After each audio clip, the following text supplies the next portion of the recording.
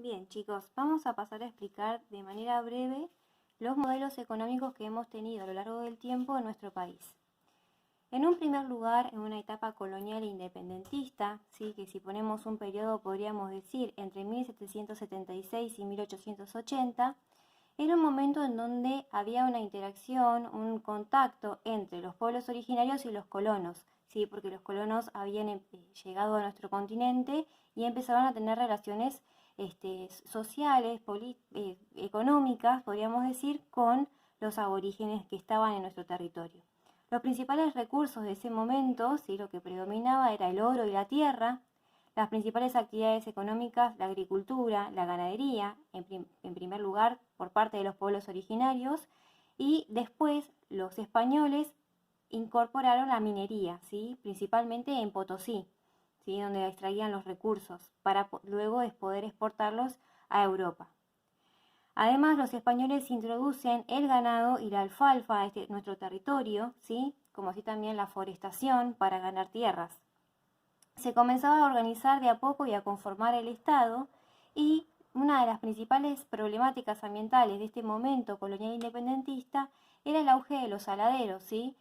Los saladeros eran aquellos lugares donde se salaba la carne para que la carne de vaca tenga una mayor duración, porque todavía no existían los frigoríficos, y estos saladeros lo que hacían era contaminar los arroyos, los ríos de la localidad de la zona, ¿sí?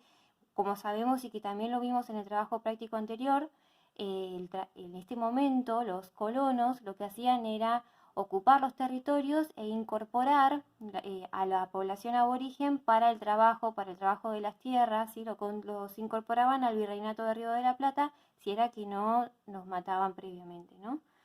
Bien, una vez que termina este periodo colonial independentista, comienza lo que se denomina el modelo agroexportador. El periodo va entre 1880 y 1930. Fue cuando nos empezaron a considerar a los argentinos como graneros del mundo. ¿Por qué? Porque éramos los proveedores de materias primas, ¿sí? Teníamos mucha riqueza y tenemos en la actualidad también mucha riqueza de materias primas. Éramos los grandes exportadores de productos rurales, ¿sí? Los principales actores de esta época eran los terratenientes, aquellas personas que eran los dueños de las tierras, y imagínense que eran los que mayores ganancias tenían en ese momento. Y es decir que entonces el poder, el poder económico principalmente, estaba en pocas manos, en la élite. Bien, Argentina entonces comienza a depender así de países europeos, porque ¿a quiénes teníamos que vender nosotros las materias primas? A los países más desarrollados. Y así comienza lo que se denomina la División Internacional del Trabajo, o la teoría del centro y la periferia. El centro, ¿quién serían? Los países desarrollados, que los países desarrollados realizaban manufactura, pero ¿con qué? Con los productos, con las materias primas que nosotros les enviábamos. Entonces fíjense que es una relación totalmente de dependencia entre los países subdesarrollados o periferia con respecto al centro, que son los países desarrollados, porque hacían las manufacturas. Bien, esta relación de dependencia comienza a ser perjudicada. ¿Por qué? Porque ¿qué pasó a nivel mundial? En 1930 hubo una crisis económica muy importante, que se denominó la caída de la bolsa. Esa crisis económica hizo que estos países desarrollados dejen de comprarnos, porque justamente estaban en crisis, no podían comprarnos. Entonces, en 1930 comienza un nuevo modelo económico que se denomina ISI, modelo de industrialización por sustitución de importaciones. Como ya no nos podían comprar materias primas, las exportaciones argentinas empezaron a caer, no vendíamos, no teníamos ganancia. Entonces, ¿qué hace el Estado? El Estado, para poder salir de esta situación, fomenta la industria local. Dijo, bueno, ahora en Argentina vamos a realizar nuestra industria y vamos a producir nosotros mismos nuestras materias primas. El papel del Estado entonces comienza a ser sumamente activo, ¿sí? Ya que es el que regula la economía. Va a ser el Estado mismo de Argentina que iba a regular su economía. Esto trajo consecuencias sumamente positivas. ¿Por qué? Porque había más trabajo, aumentó el mercado interno y además fomentó una mayor igualdad social. Bien, hasta ahí estamos perfectos. Hasta que llegó otra etapa económica a nuestro país, que se quedó por mucho tiempo, en 1975, ¿sí? Que es el neoliberalismo. ¿Qué pasaba en el mundo en este momento? En 1973 se generó un aumento de petróleo, pero a nivel mundial. eso afectó a todos los productores energéticos y justo Argentina estaba con el modelo industrial. Entonces, obviamente que fuimos afectados, ¿sí? Además, esta crisis en 1973 abrió puertas al pensamiento neoliberal. Este pensamiento neoliberal era la apertura económica, ¿sí? La libertad para poder realizar el juego de la oferta y la demanda. ¿Qué pasó en Argentina? Obviamente que esa crisis de petróleo afectó directamente al modelo de industrialización por sustitución de importaciones. Y además se suma que en 1975 comenzaron en nuestro país los gobiernos militares. ¿Qué ocurrió? Obviamente los gobiernos militares aceptaron e incorporaron el modelo neoliberal y comenzó la libertad de venta de productos y de bienes.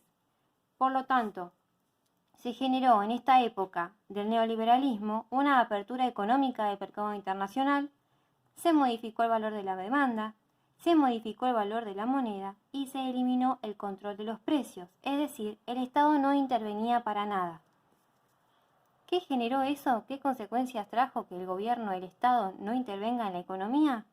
Obviamente nos convenía comprar afuera, volvimos a obtener el poder en pocas manos y generó desempleo.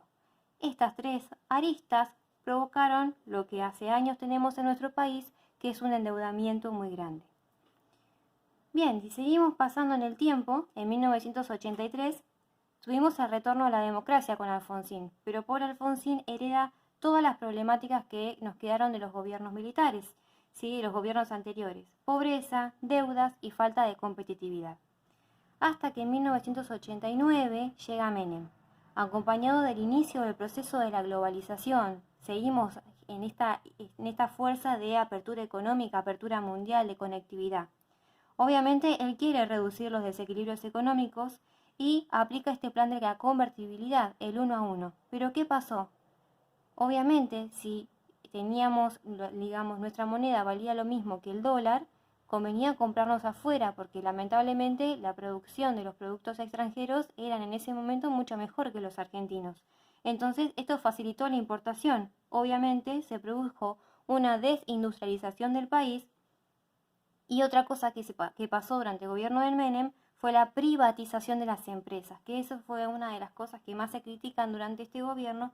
¿Por qué? Porque al privatizar las empresas permitimos que las empresas extranjeras se queden en nuestro territorio y que las ganancias que se hacían en nuestro territorio se vayan al territorio de ellos, ¿sí? Había una fuga de capitales muy importante. Entonces acá hubo una menor intervención del Estado todavía y un incremento de la deuda externa.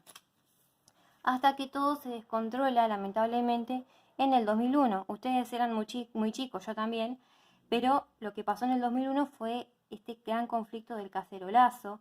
Argentina declara que no puede pagar sus deudas, se le da fin a esa convertibilidad del 1 a 1 y se genera una crisis muy importante, tanto económica, política como social, ¿sí? Bien, esto fue una época de mucha crisis donde tuvimos presidentes por días, por semanas, se fueron en helicóptero y demás, y se generó un momento de gran conflicto en nuestro territorio.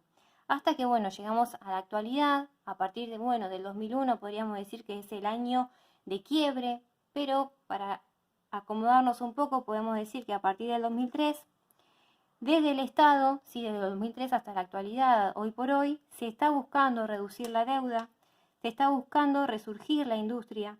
No se puede revertir la pobreza de un día para el otro, se está buscando, ni tampoco la dependencia económica, y además de a poco se va intentando disminuir los desempleos. Lo que sabemos de este momento, de esta etapa actual, es que el Estado es interventor, interviene y además es asistencialista.